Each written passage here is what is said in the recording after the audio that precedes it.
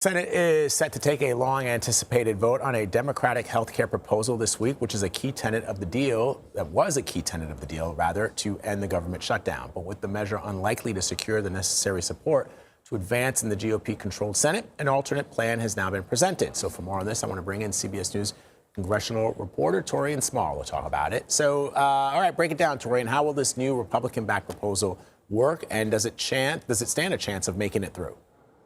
Well, Vlad, we should note that there are several proposals in the works right now. We know that the House just rolled out its version of it, or at least a few House Republicans, as part of a bipartisan effort to push through an extension of the Affordable Care Act subsidies that really came to be during the Biden administration during COVID.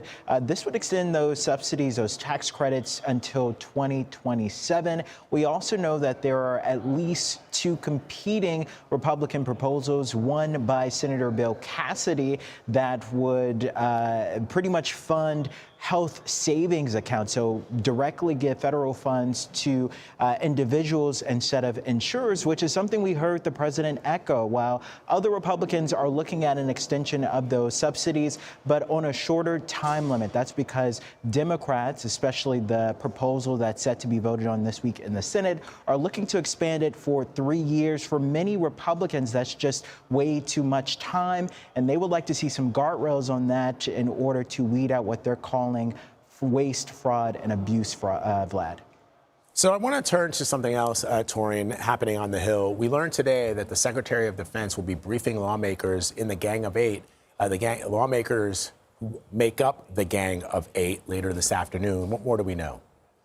Yeah, and that's a bipartisan group of lawmakers from both chambers set to talk to not just Senator Hegseth, Marco Rubio, and another member, a top Trump official, to pretty much go through what's been top conversation on the Hill for a while now, which is the strikes on alleged Venezuelan drug boats.